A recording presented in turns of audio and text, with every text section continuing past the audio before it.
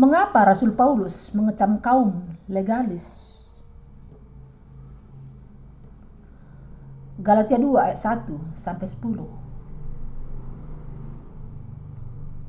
Kemudian setelah lewat 14 tahun, aku pergi pula ke Yerusalem dengan Barnabas, dan Titus pun kubawa juga. Aku pergi berdasarkan suatu penyataan, dan kepada mereka aku bentangkan Injil yang kuberitakan di antara bangsa-bangsa bukan Yahudi, dalam percakapan tersendiri kepada mereka yang terpandang, supaya jangan dengan percuma aku berusaha atau telah berusaha. Tetapi kendati pun Titus yang bersama-sama dengan aku adalah seorang Yunani, namun ia tidak dipaksa untuk menyunatkan dirinya. Memang ada desakan dari saudara-saudara palsu yang menyusup masuk, yaitu mereka yang menyelundup ke dalam untuk menghadang kebebasan kita yang kita miliki di dalam Kristus Yesus, supaya dengan jalan itu mereka dapat memperhambakan kita. Tetapi saat pun kami tidak mau mundur dan tunduk kepada mereka, agar kebenaran Injil dapat tinggal tetap pada kamu. Dan mengenai mereka yang dianggap terpandang itu, bagaimana kedudukan mereka dahulu, ia tidak penting bagiku, sebab Allah tidak memandang muka. Bagaimanapun juga, mereka yang terpandang itu tidak memaksakan sesuatu yang lain kepada aku. Tetapi sebaliknya, setelah mereka melihat bahwa kepada aku telah dipercayakan pemberitaan Injil untuk orang-orang tak bersunat, sama seperti kepada Petrus untuk orang-orang bersunat, karena ia yang telah memberikan kekuatan kepada Petrus untuk menjadi rasul bagi orang-orang bersunat, ia juga telah memberikan kekuatan kepada aku untuk orang-orang yang tidak bersunat. Dan setelah melihat kasih karunia yang dianugerahkan kepada aku, maka Yakobus, Kefas dan Yohanes yang dipandang sebagai soko guru jemaat berjabat tangan dengan aku dan dengan Barnabas sebagai tanda persekutuan, supaya kami pergi kepada orang-orang yang tidak bersunat dan mereka kepada orang-orang yang bersunat. Hanya kami harus tetap mengingat orang-orang miskin, dan memang itulah yang sungguh-sungguh usahakan melakukannya. Mengapa banyak orang Kristen menjalani kehidupan iman tanpa dibebaskan dari segala dosa mereka?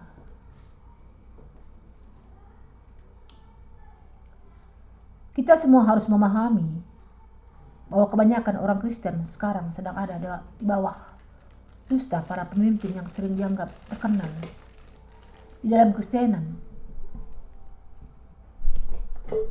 Hari ini, begitu banyak orang yang menjalani kehidupan yang beragama, tetapi secara rohani, ia di bawah dusta orang-orang yang terkenal.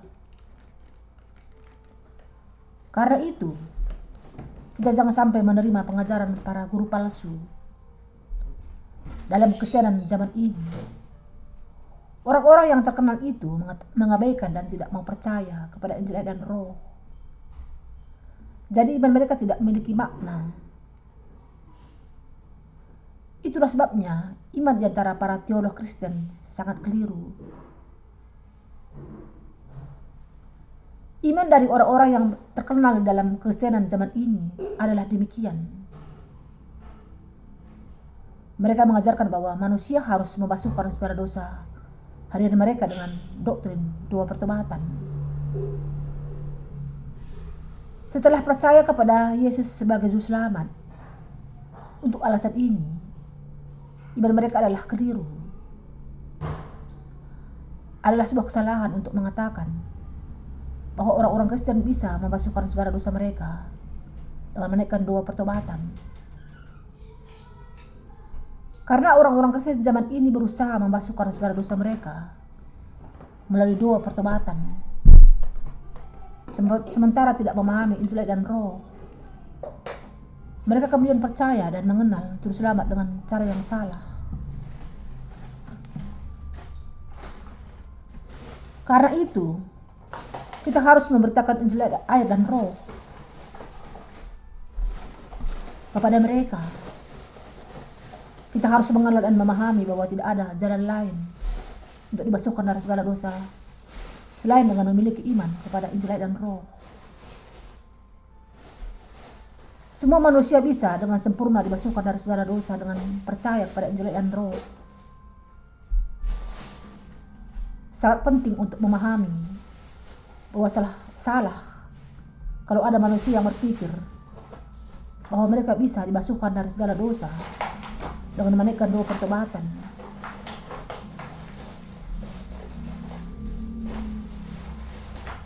Iman yang percaya bahwa manusia bisa menerima pengampunan dosa dengan menaikkan doa pertobatan sama sekali tidak berdasar. Tidak berlebihan untuk dikatakan bahwa kehidupan orang-orang yang memiliki iman demikian sudah mati karena iman mereka sangat jauh menyimpang dari anugerah Yesus Kristus. Dan sebagai akibatnya, mereka mengabaikan dan melawan kebenaran keselamatan Allah. Karena mereka tidak percaya kepada Injil dan Roh, mereka kemudian menciptakan sendiri doktrin doa pertobatan yang mengatakan bahwa orang-orang percaya bisa memasukkan segala dosa pribadi mereka dengan menaikkan doa pertobatan. Mereka harus memahami bahwa iman mereka sangat keliru karena mereka menegaskan bahwa doktrin doa pertobatan adalah satu-satunya cara membasuhkan segala dosa pribadi mereka. Tetapi orang-orang yang demikian tidak bisa membebaskan diri mereka sendiri dari segala dosa mereka sama sekali. Karena itu, mereka harus berusaha menerima pengampunan dosa dengan percaya kepada Injil dan Roh, dan bukannya menaikkan doa pertobatan mereka sendiri. Mereka juga harus memahami bahwa hanya orang-orang yang dilahirkan kembali dari Injil dan Roh yang bisa memberitakan Injil yang benar kepada semua orang berdosa di dunia ini. Hal yang paling penting yang dijelaskan Alkitab kepada kita adalah firman Injil dan Roh adalah karena Yesus sudah membasuhkan segala dosa kita dengan datang ke dunia, menerima baptisan dari Yohanes Pembaptis untuk menanggung segala dosa dunia, dan mati di kayu salib. Kita harus percaya kepada Juru Selamat yang datang dengan air dan Roh di dalam hati kita. Para pemimpin dalam Kristenan zaman ini berusaha memasukkan segala dosa mereka dengan menaikkan doa pertobatan. Mereka lebih memusatkan perhatian kepada mendapatkan berkat jasmani daripada memberitakan Injil dan Roh. Sangat jelas ditunjukkan dalam surat Galatia bahwa iman mereka salah.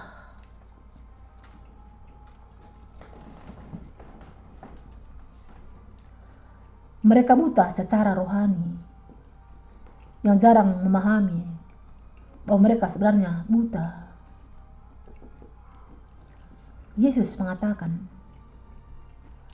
mereka orang buta yang menuntun orang buta. Jika orang buta menuntun orang buta, pasti keduanya jatuh ke dalam lubang. Matius 15 ayat 14. Mereka berusaha untuk mengajar pengikut mereka dengan cara sendiri, tanpa mengenal kebenaran Injil dan Roh. Mereka harus terlebih dahulu percaya kepada Injil dan Roh, agar bisa mengajar orang lain dengan benar. Orang-orang yang mendukung doktrin doa pertobatan harus terlebih dahulu memiliki pemahaman dasar tentang prinsip mengenai Kristus. Ibrani 6 ayat 1. Namun mereka hanya percaya kepada darah Yesus, keberadaannya sebagai anak Allah, dan kedudukannya sebagai raja. Dengan kata lain, mereka percaya kepada Yesus sebagai juru selamat dengan cara yang salah, karena mereka tidak sungguh-sungguh mengenal Yesus Kristus yang datang dengan air dan roh. Untuk alasan ini, iman mereka yang lemah tidak runtuh. Bahkan karena suara yang paling kecil sekalipun. Saya mengatakan mereka tidak mengenal Alkitab dengan benar, karena mereka buta secara rohani. Sebagai contoh, mereka bahkan tidak tahu apa maksud Alkitab dengan 4 warna di pintu gerbang kemah suci. Pintu gerbang kemah suci harus dibuat dari kain ungu tua dan kain ungu muda, kain kirmiji dan dari linen halus yang dipintal benangnya. Ulangan 27 ayat 16. Kebenaran yang ditunjukkan dalam keempat pola warna itu menyatakan tentang Injil dan Roh. Namun di antara orang-orang Kristen yang percaya kepada Yesus sebagai juru selamat mereka, banyak yang sepenuhnya mengabaikan kebenaran Injil dan Roh. Akibatnya, mereka salah paham akan keselamatan yang sempurna dari Yesus, yang menyelamatkan kita dari segala dosa kita sekali untuk selamanya, termasuk pikiran kedagingan kita. Inikah sebabnya mereka telah menyebarkan berita yang palsu dan menyesatkan banyak orang. Percaya bahwa Yesus adalah juru selamat kita tanpa mengenal rahasia Injil dan Roh adalah sama dengan orang yang buta berdiri dekat seekor gajah dan kemudian hanya dengan meraba kakinya ada tertulis, tetapi untuk pintu gerbang pelataran itu tirai 20 hasta dari kain ungu tua dan kain ungu muda, kain kirmiji dan dari linen halus yang dipintal benangnya. Saya sudah menuliskan 2 buku tentang kemah suci dengan judul Kemah Suci, gambaran terperinci tentang Yesus Kristus. Semua tatanan terinci dan pola semua perkakas dalam kemah suci menjelaskan mengenai rahasia tentang Yesus Kristus dan pelayanan keselamatannya yang sempurna. Tirai pintu gerbang kemah suci juga menunjukkan tentang Injil dan Roh, yaitu kebenaran Allah. Singkatnya, kebenaran keempat warna di pintu gerbang kemah suci adalah bayangan akan Injil dan Roh yang dengan jelas dinyatakan dalam Perjanjian Baru. Manusia tidak bisa menerima kebenaran yang sejati karena mereka lebih tertarik kepada keinginan duniawi dibandingkan kepada kebenaran Allah yang dibuat dari kain ungu tua dan kain ungu muda, kain kirmiji dan dari linen halus yang dipintal benangnya. Jadi mereka berusaha untuk menyimpangkan Injil dan Roh yang adalah kebenaran keselamatan. Banyak orang membuat kesalahan dengan percaya kepada Yesus sebagai juru selamat hanya untuk mencapai keinginan duniawi mereka. Allah sungguh-sungguh ingin agar mereka mengenal kasih-Nya dan keadilan keselamatannya melalui warna-warna yang ditunjukkan di pintu gerbang kemah suci. Tetapi kenyataannya tidak demikian. Sebaliknya, mereka membuat doktrin Kristen palsu yang membuat mereka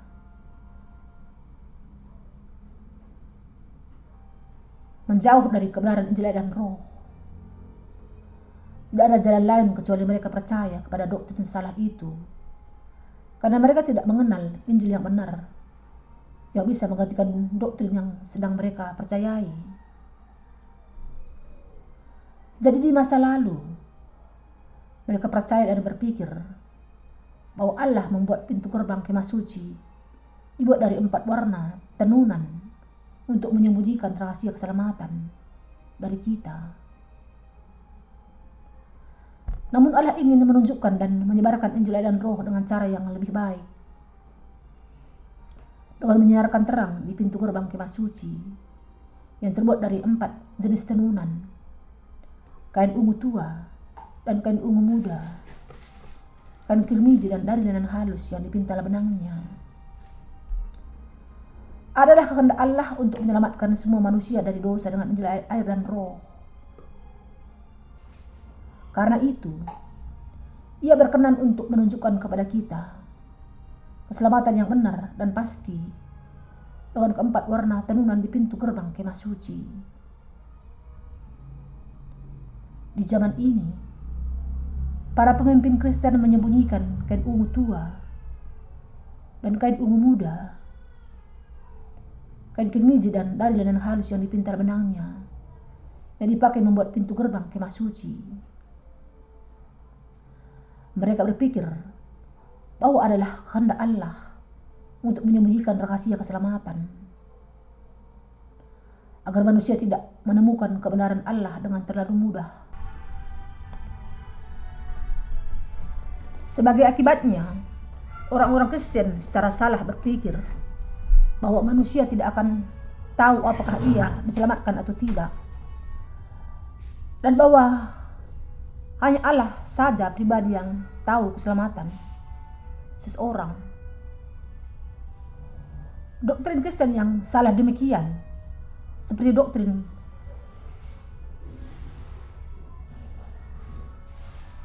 pemilihan dan doktrin doa pertobatan, sudah dibuat dalam konteks yang demikian. Ada banyak sekali orang, khususnya di antara para pemimpin Kristen, yang sudah mencampur adukkan firman Injil dan Roh dengan doktrin doa pertobatan. Yang harus kita pahami dengan jelas adalah bahwa Allah menghendaki agar kita memahami secara mendalam akan Injil dan Roh.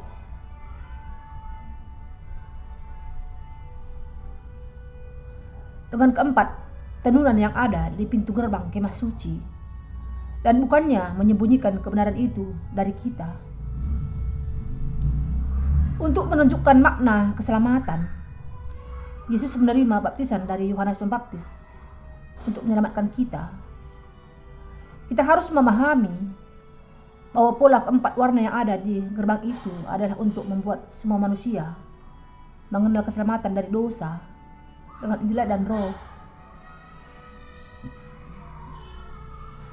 Kita harus memahami bahwa pola di gerbang itu menjadi gambaran akan Injil dan Roh. Demikianlah Allah menunjukkan di pintu gerbang kemah suci pada zaman perjanjian lama. Tetapi orang-orang biasa tidak bisa melihatnya dengan mudah. Allah harus memakai orang-orang yang percaya kepada Injil dan Roh sebagai kesaksian akan kebenaran bahwa pengampunan dosa semua manusia sudah ditunjukkan di pintu gerbang kemah suci. Sampai sekarang, banyak orang mengajarkan bahwa doa pertobatan adalah jalan untuk mencapai keselamatan. Tetapi ini iman yang sangat salah. Mereka mengatakan demikian karena mereka tidak mengenal kebenaran yang ditunjukkan dalam keempat warna itu. Karena itu, gambar kemah suci yang mereka buat biasanya diberi banyak warna merah. Warna-warna yang lain jarang ditemukan ini, karena mereka hanya percaya bahwa hanya darah Yesus yang membasuhkan segala dosa mereka. Mereka hanya memberikan penekanan kepada darah Yesus. Dan yang lebih buruk adalah bahwa mereka menambahkan doktrin pertobatan ke dalam kesalahan mereka. Akibatnya, tidak banyak orang Kristen yang memahami bahwa doktrin pertobatan itu salah. Jadi mereka dengan kuat mengajarkan doktrin buatan manusia, bahwa manusia itu memasukkan segala dosa mereka dengan melalui doktrin pertobatan. Karena adanya doktrin Kristen yang salah demikian, banyak jiwa yang mati karena jatuh ke dalam kebingungan rohani dan dosa. Namun Allah memberikan Injil dan Roh kepada semua manusia, sehingga mereka bisa diselamatkan dari segala dosa dan memiliki kesempatan menjadi anak-anak Allah. Ketika saya mendesain sampul untuk buku tentang kemah suci, saya meminta kepada salah seorang diaken di dalam gereja saya untuk memintal kain ungu tua dan kain ungu muda, kain kirmiji dan dari linen halus yang dipintal benangnya, ke miniatur dari pintu gerbang kemah suci. Mengapa saya melakukannya? Karena keempat warna itu ditunjukkan di pintu gerbang kemah suci, menunjukkan kebenaran Injil dan Roh.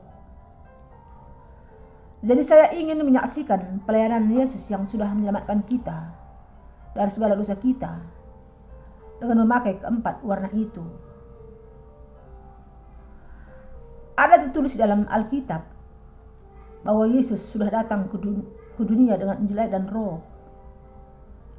1 Yohanes 5 ayat 3-7. Yesus dengan jelas menunjukkan kebenaran keselamatan kekal melalui keempat warna di pintu gerbang kemah suci. Dengan kata lain, kita bisa dengan jelas memahami keselamatan kita dengan mengenali pelayanan Yesus yang nyatakan di dalam 4 warna pintu gerbang kemah suci. Kemudian apa yang dinyatakan dalam keempat warna itu? Kain ungu tua menunjukkan kebenaran baptisan yang diterima Yesus dari Yohanes Pembaptis.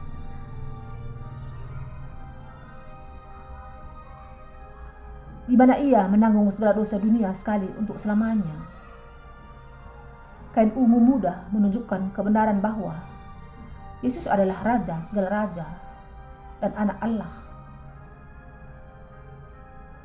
Kain kirmiji menunjukkan kebenaran bahwa karena Yesus sudah menanggung segala dosa manusia dengan menerima baptisan dari Yohanes Pembaptis, ia mengorbankan dirinya bagi dosa-dosa kita dengan mencurahkan darahnya di kayu salib. Kain linen halus yang dipintal benangnya menunjukkan kebenaran bahwa Yesus sudah memasukkan segala dosa kita menjadi seperti salju sekali untuk selamanya. Melalui kain ungu tua dan kain ungu muda, kain kirmiji dan lari linen halus yang dipintal benangnya. Demikianlah, kita harus memahami bahwa Allah sudah menyatakan kebenaran keselamatannya di dalam Injil dan Roh melalui keempat warna yang ada di pintu gerbang kemah suci. Sekarang manusia bisa memahami dan menerima pengampunan dosa yang sejati melalui Injil dan Roh yang kami beritakan. Sejak sekarang, banyak orang akan bisa mengenal keselamatan yang benar melalui kebenaran Injil dan Roh. Namun ada tak terhitung orang Kristen tanpa mengenal Injil dan Roh masih mengatakan bahwa mereka bisa menerima pengampunan dosa dengan menaikkan doa pertobatan, dengan mengaku Yesus sebagai juru selamat. Mereka memiliki iman sendiri yang bersandar kepada doa pertobatan mereka. Namun iman mereka akan jatuh karena tidak didasarkan kepada firman Allah. Mereka adalah orang-orang yang lebih memberikan penekanan kepada pengajaran teolog terkenal dibandingkan kepada firman Allah. Orang-orang yang demikian berusaha memuaskan keinginan dagingnya dengan bersandar kepada pengajaran pemimpin Kristen. Namun pengajaran yang demikian tidak ada hubungannya dengan Injil dan Roh. Dan karena itu, tidak lebih dari perkataan kosong. Kita semua harus mengenal Injil dan Roh.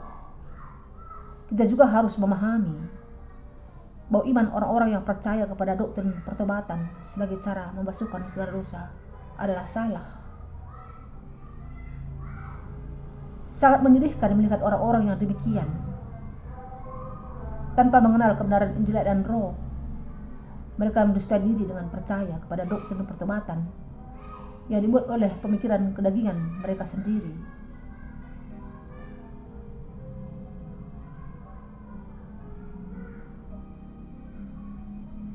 Paulus membagikan Injil yang dipercayainya. Dalam Galatia 2 ayat 2 dikatakan bahwa Rasul Paulus pergi ke Yerusalem dan membagikan Injil yang dipercayainya kepada orang-orang di sana.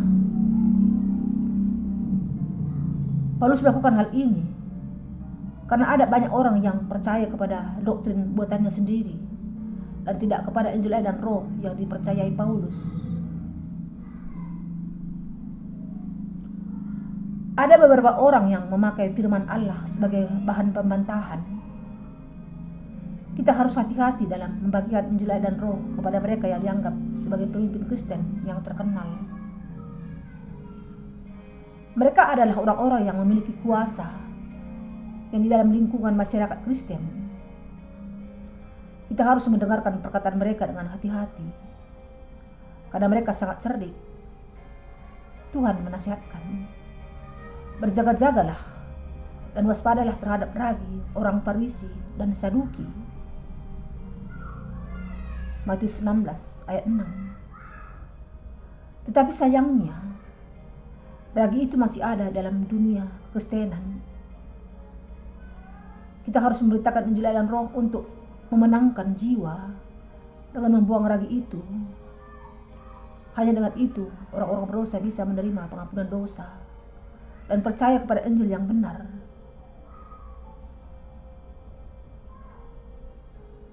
Manusia di seluruh dunia akan bisa dengan jelas memahami apa makna Injil dan Roh ketika mereka membaca buku saya mengenai kemah suci.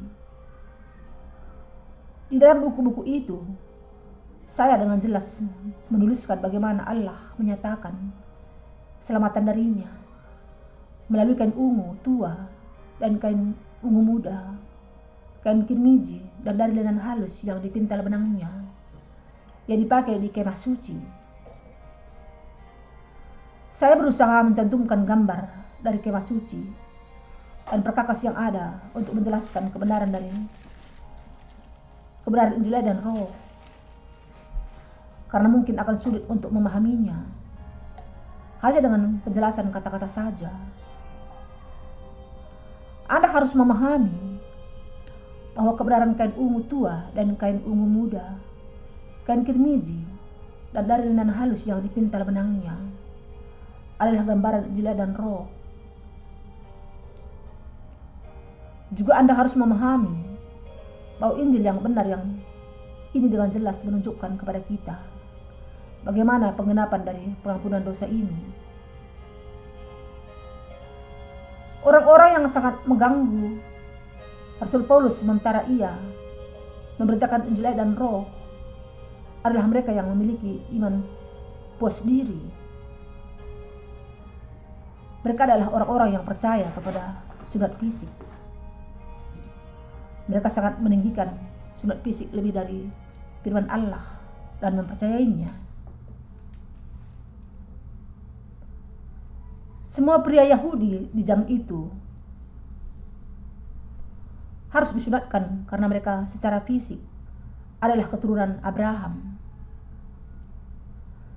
Namun kita harus ingat bahwa ini adalah masa perjanjian baru dan zaman pemberitaan Injil dan Roh, bukan zaman sunat fisik.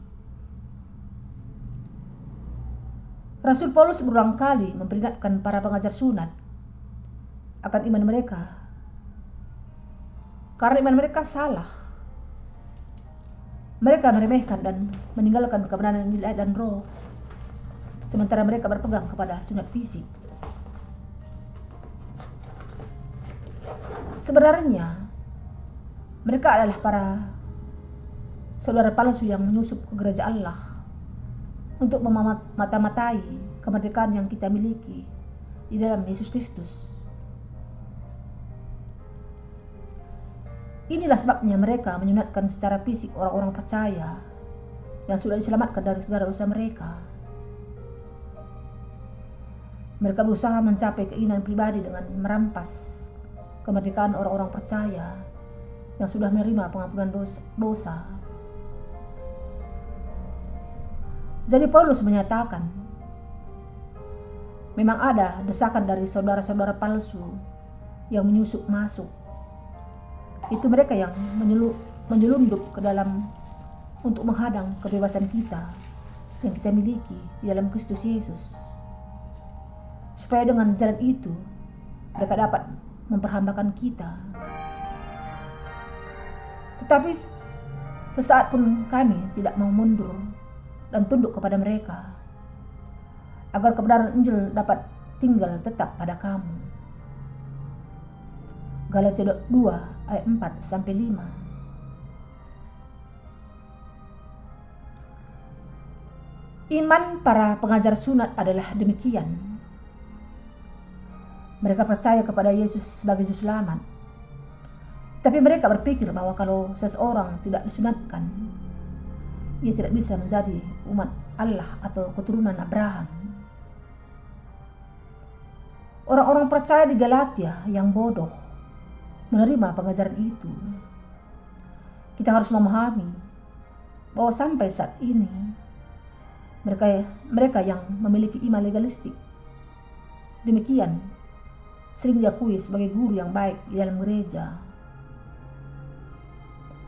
Tetapi iman Paulus yang memberitakan Injil dan Roh adalah demikian. Ia percaya kepada baptisan yang diterima Yesus dari Yohanes Pembaptis dan kepada darahnya di kayu salib. Ia memberitakan hanya Injil kebenaran, sehingga Injil yang benar bisa terus bertumbuh di dalam jemaat Galatia. Ia menyatakan bahwa mereka tidak boleh menambahkan sesuatu pun kepada pengajarannya. Masih ada orang-orang yang nampaknya berpegang kepada iman legalistik mereka. Mereka seperti guru palsu, pengajar doktrin pertobatan,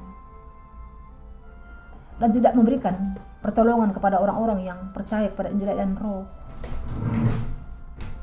Itulah sebabnya Rasul Paulus mengatakan kepada orang-orang percaya di Galatia agar mereka memahami secara mendalam tentang Injil dan Roh. Ia juga mengatakan bahwa orang-orang percaya harus waspada terhadap para saudara palsu yang menyusup ke dalam gereja Allah tanpa memiliki iman kepada Injil dan Roh. Di dalam gereja mula-mula, orang-orang percaya di Galatia secara salah percaya bahwa mereka harus menerima sunat fisik. Iman kepada doktrin pertobatan adalah sama salahnya dengan iman para pengajar sunat di dalam gereja mula-mula, karena keduanya adalah doktrin yang dibuat dengan ragi pemikiran manusia.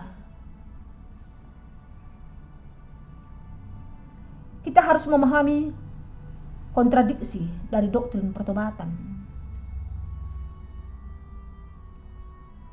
Kita bisa membasuhkan segala dosa kita hanya dengan percaya kepada Injil dan Roh dengan hati yang murni. Kita harus percaya kepada Injil dan Roh semurni adanya. Kita jangan menambahkan sesuatu apapun atau menguranginya. Namun seperti orang-orang di masa perjanjian lama yang percaya kepada sunat fisik. Orang-orang Kristen zaman ini memiliki iman yang salah, yang mengajarkan bahwa manusia bisa membasuhkan segala dosanya dengan menaikkan doa pertobatan. Karena itu, kita harus memahami dengan pasti apakah kebenaran keselamatan Injil dan Roh itu, dan memberitakannya kepada semua manusia. Yang harus dilakukan gereja Allah adalah mewartakan Injil kebenaran ini. Kita harus menolong orang-orang Kristen yang terperdaya, yang masih berpegang kepada doktrin pertobatan, sehingga mereka bisa dibasuhkan dari segala dosa mereka. Inilah sebabnya kita harus memberitakan Injil ke seluruh dunia. Sekarang waktunya bagi Anda untuk mengenal dan percaya kepada Injil dan Roh, khususnya kalau Anda sudah mengenal Alkitab karena ketidakmengertian Anda akan Injil kebenaran. Bahkan kita yang percaya kepada Injil dan Roh mendapatkan lebih banyak kerugian daripada keuntungan dari orang-orang yang memiliki iman legalistik. Orang-orang legalistik tidak bisa memberikan pertolongan rohani kepada mereka yang percaya kepada Injil dan Roh yang diberikan Tuhan. Iman orang-orang Kristen zaman ini yang berusaha membasuhkan segala dosa mereka melalui doa pertobatan adalah sama dengan iman para pengajar sunat di zaman gereja mula-mula,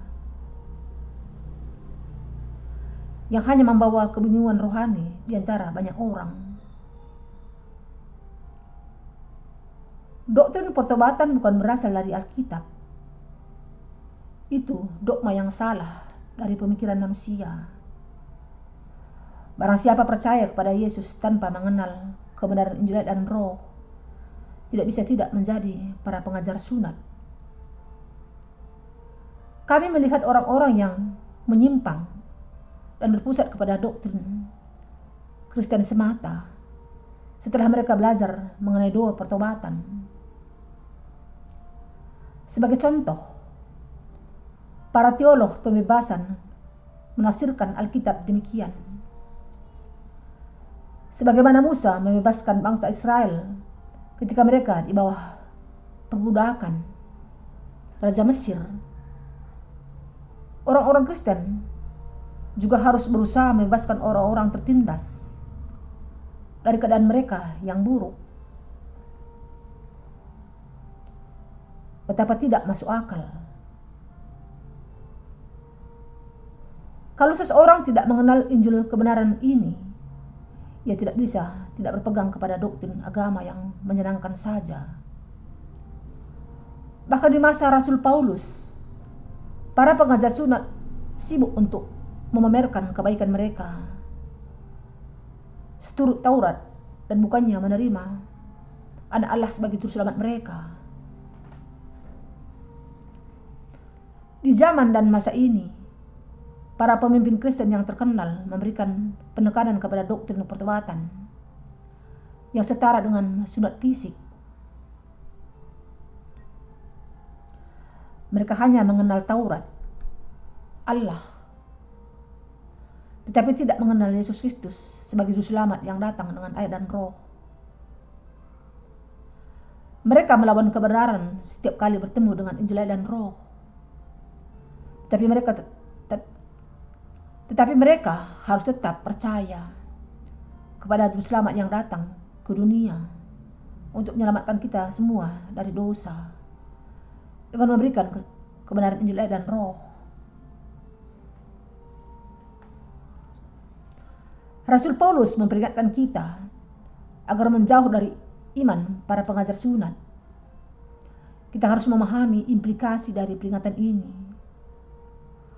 Hal yang paling penting bagi kita adalah mencapai kebenaran keselamatan dengan mempelajari Injil dan Roh yang dinyatakan dalam Alkitab. Pengetahuan saja tidak ada gunanya bagi kita kalau kita tidak mengambil bagian dalam Injil dan Roh. Kita harus menjadi para penginjil yang menuntun orang-orang kepada Allah dengan iman yang percaya kepada Injil Air dan Roh.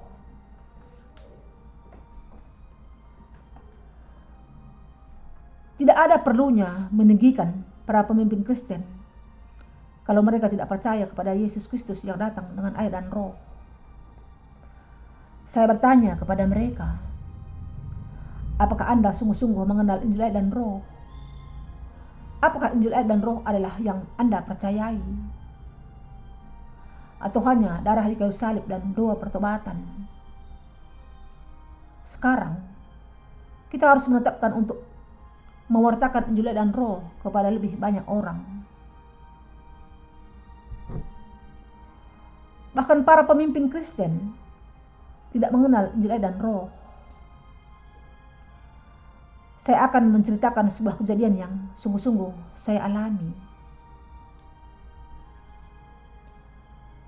Beberapa waktu yang lalu, seorang misionaris asing yang cukup dikenal mengunjungi saya. Ia adalah orang yang tidak mengenal kebenaran Injil dan Roh. Saya bertanya, apa yang bisa saya bantu? Dan ia mengatakan bahwa ia mau menyampaikan sesuatu kepada saya. Ia mengatakan bahwa ia mendengar hal-hal buruk mengenai Injil dan Roh yang saya beritakan.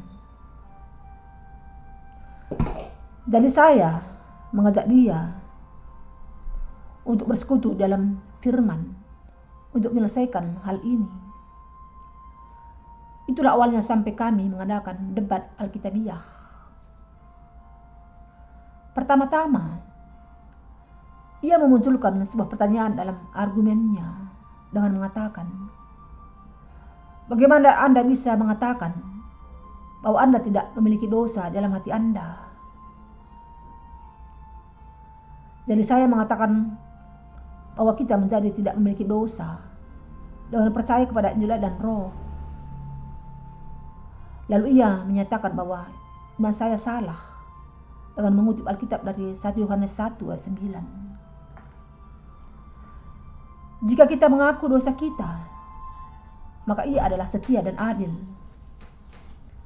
sehingga ia akan mengampuni segala dosa kita dan menyucikan kita dari segala kejahatan.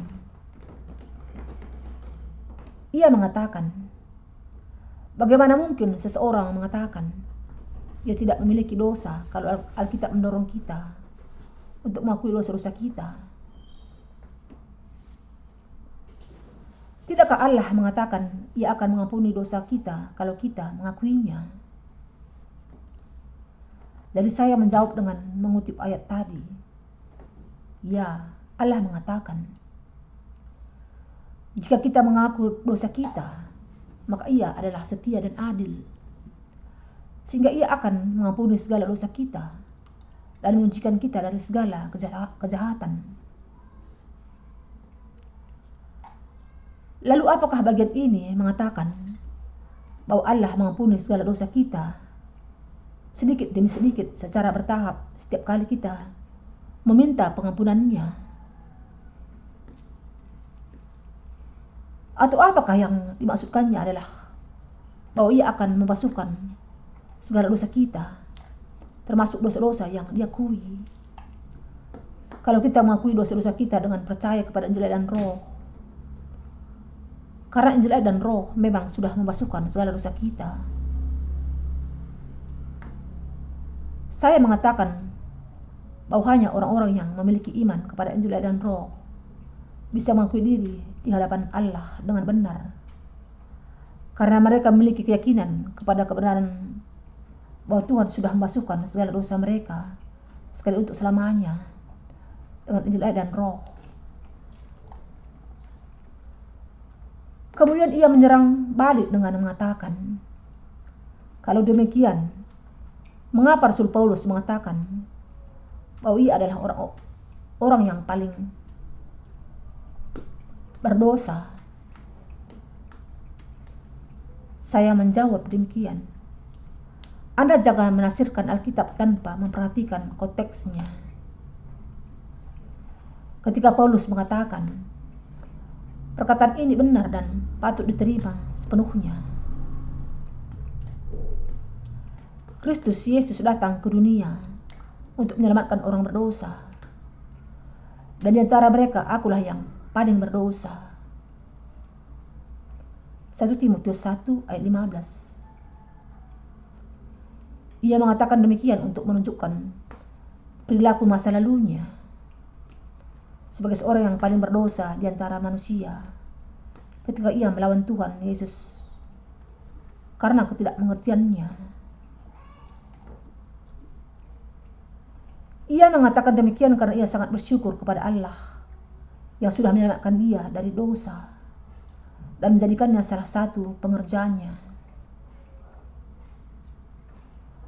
Paulus mengatakan ini karena ia mengingat masa lalunya dan sedang bersyukur kepada Allah. Saya mengatakan kepada misionaris itu bahwa Paulus mengatakan kalau dirinya yang paling berdosa karena ia mengingat perilakunya yang melawan Allah, melawan Yesus di masa lalu. Kami mengadakan debat selama hampir 2 jam. Ia berusaha melawan Allah tetapi tidak bisa mengalahkan firman kebenaran. Pemenang yang sebenarnya dari diskusi ini adalah orang yang percaya kepada Injil dan Roh. Saya menjawab pertanyaannya melalui firman Allah dan dia tidak memahami ketidakmengertiannya. Selama debat itu berlangsung, ia mengatakan bahwa ia berpikir kalau saya bidat karena berita buruk mengenai saya. Tapi ia tidak berpikir demikian lagi. Ia juga salah satu pemimpin dari organisasi misi internasional. Ada begitu banyak di antara para pemimpin Kristen yang tidak mengenal Injil dan Roh.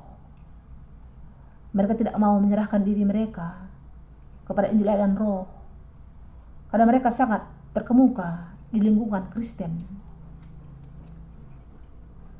Mereka berpikir iman legalistik mereka sudah benar. Tapi itu sama sekali tidak masuk akal. Pikiran mereka penuh dengan kesalahpahaman rohani karena mereka tidak bertemu dengan para hamba Allah yang benar, yang percaya kepada Injil dan Roh.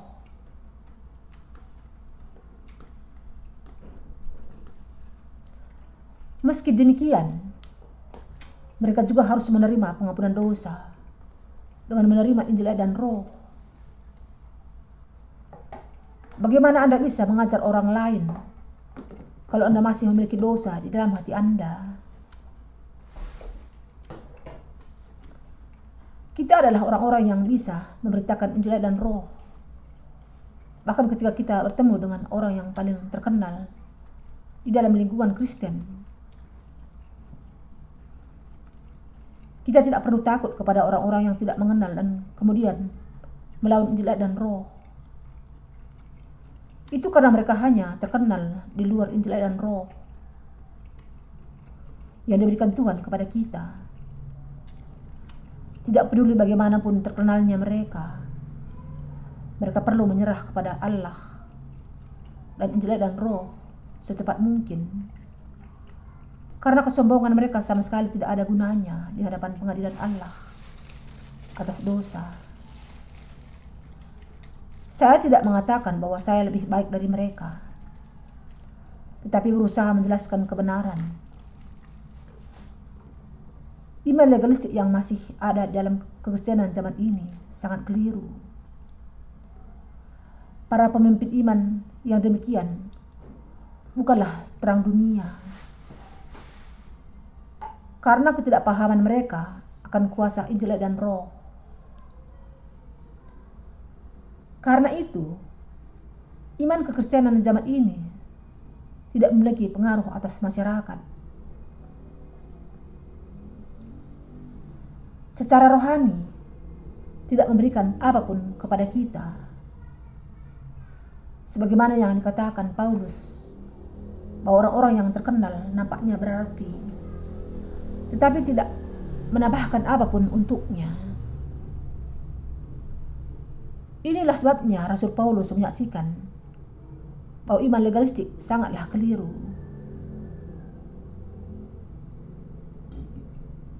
Rasul Paulus ingin memberitakan Injil dan Roh kepada semua manusia.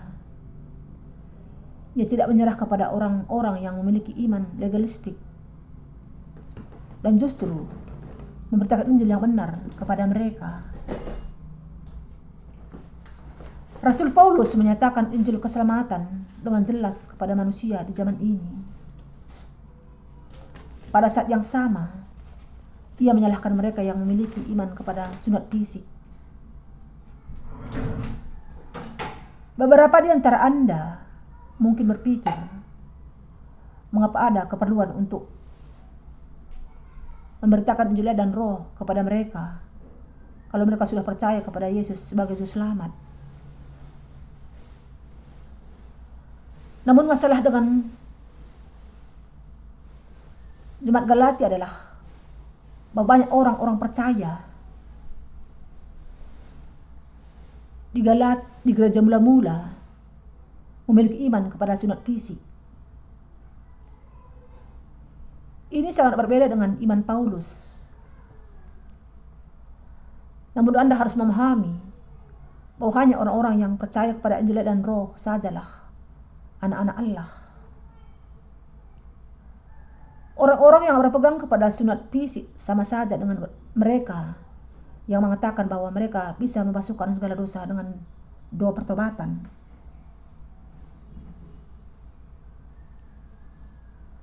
Rasul Paulus adalah orang yang secara pribadi bertemu dengan Yesus dan menjadi muridnya.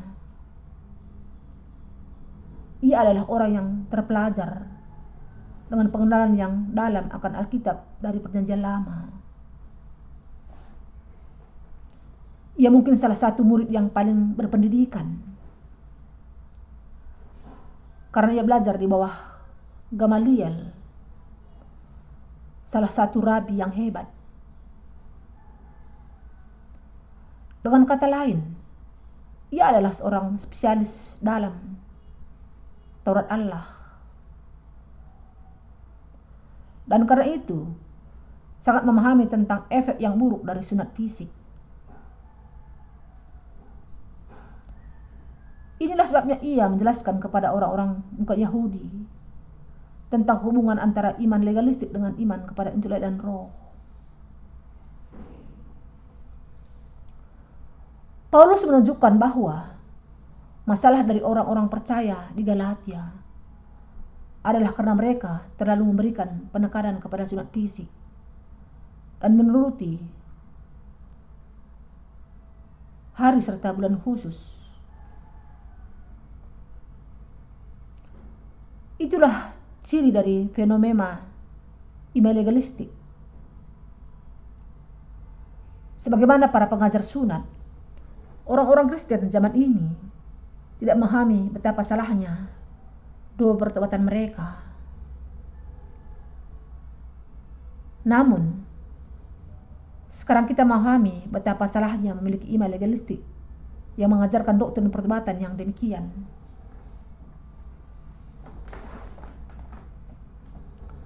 Alkitab mengatakan bahwa iman legalistik mulai berkembang di antara gereja Yerusalem.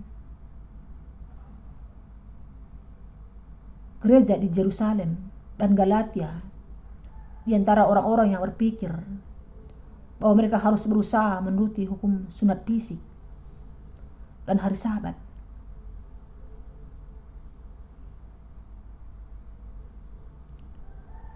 Hari Sabat dimulai sejak matahari terbenam di hari Jumat sampai kepada matahari terbenam di hari Sabtu.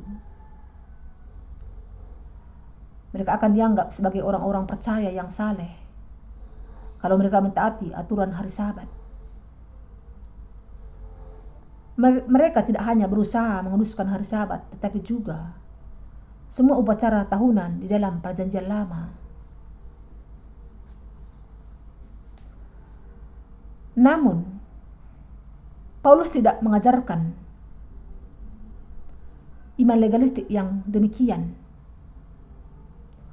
Dalam Galatia pasal 2 ada bagian di mana Paulus menegur Petrus yang memiliki iman legalistik demikian.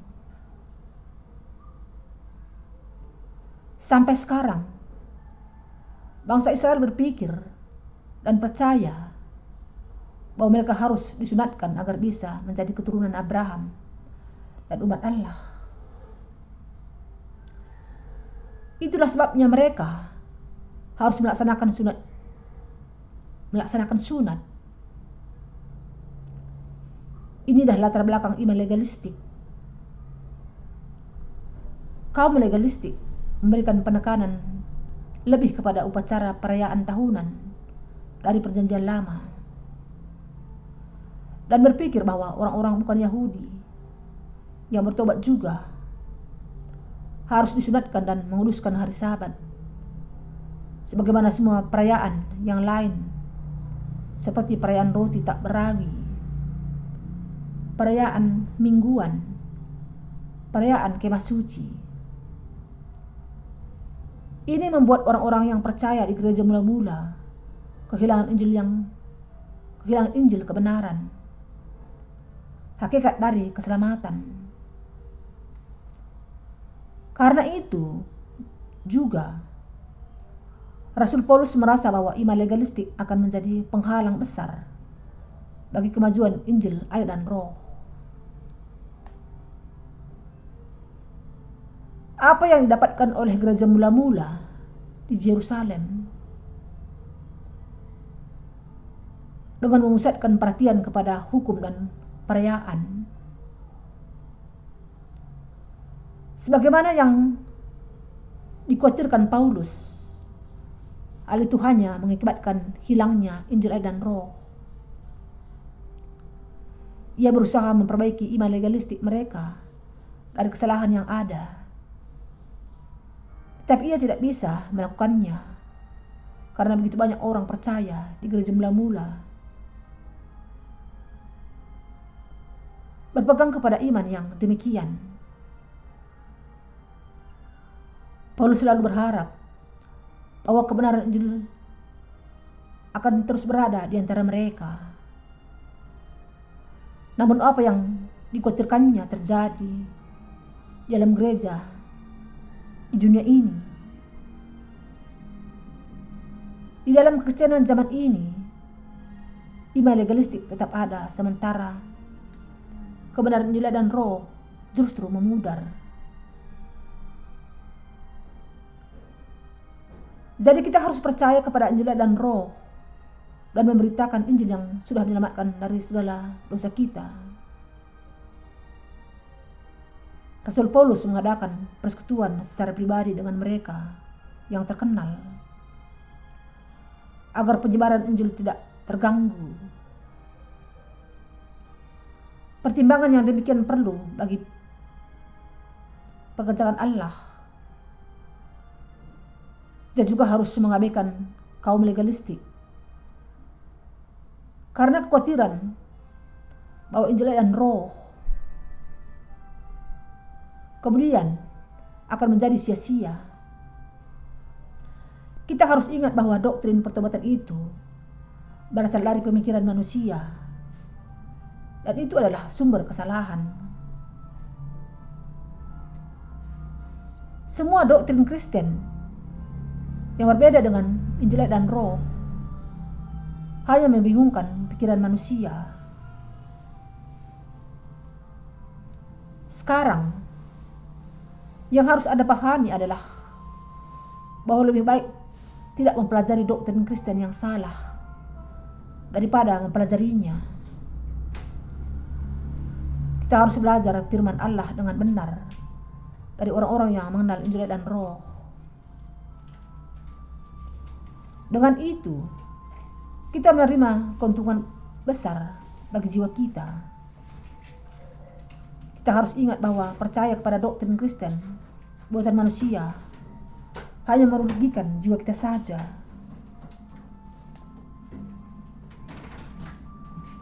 Begitu banyak orang sekarang hidup tanpa mengenal Injil dan Roh. Kalau mereka mengenal dan percaya dengan benar kepada Injil yang benar ini, mereka bisa menerima pengampunan dosa dan membawa orang banyak untuk diselamatkan dari segala dosa mereka.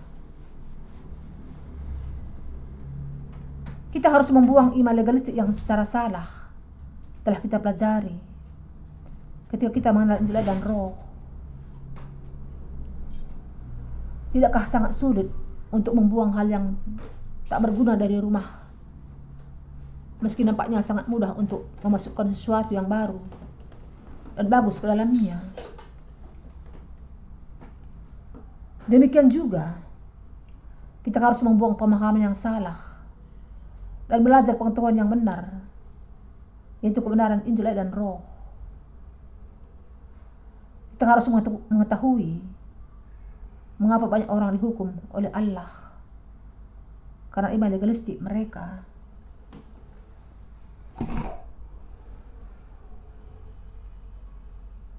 Ketika Rasul Paulus mengunjungi gereja di Yerusalem, ia menyimpulkan demikian. Allah sudah mempercayakan kepada para rasul di gereja Yerusalem tugas untuk memberitakan Injil kepada orang-orang Yahudi. Sementara aku dan Titus kepada orang-orang bukan Yahudi.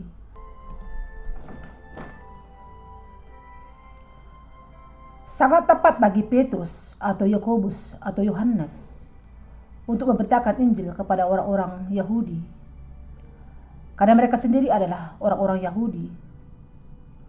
Itulah sebabnya Paulus menyimpulkan bahwa sangat benar bagi mereka untuk mewartakan Injil kepada orang-orang Yahudi, dan bagi Paulus serta muridnya untuk mewartakannya kepada orang-orang bukan Yahudi. Siapa yang percaya kepada Injil dan Roh bisa memperbaiki iman orang-orang yang percaya kepada doktrin pertobatan. Bisakah kita mengubah budaya bangsa Israel? Itu mustahil.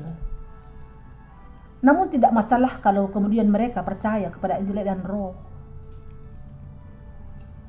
Kita hanya perlu memberitakan berita Injil dan Roh dengan mengabaikan budaya mereka dahulu. Mereka akan menerima pengampunan dosa ketika mereka mengenal dan percaya kepada Yesus melalui Injil, air, dan Roh. Saat mereka menerima pengampunan dosa, yang harus mereka jalani adalah menjalani kehidupan iman dengan berbagi persekutuan dan membuang sendiri hal-hal yang berbahaya bagi iman mereka. Saya mau mengakhiri khotbah ini. Orang-orang yang tidak percaya kepada Injil dan Roh tidak memiliki keuntungan apapun bagi kita. Bagaimanapun terkenalnya ia, kita harus menjalani kehidupan iman kepada Injil yang benar ini. Juga ingatlah bahwa hanya orang-orang yang percaya kepada Injil dan Roh sajalah para murid Yesus Kristus yang sejati. Kita harus menghargai orang-orang yang melayani Injil kebenaran, yang mengatakan bahwa Yesus menghapuskan segala dosa kita dengan baptisan dan darah di kayu salib. Kita harus menegur orang-orang yang memiliki iman legalistik, tetapi menghormati dan percaya kepada perkataan orang-orang yang memiliki iman kepada Injil, air, dan Roh pada segala posisi dan keadaannya.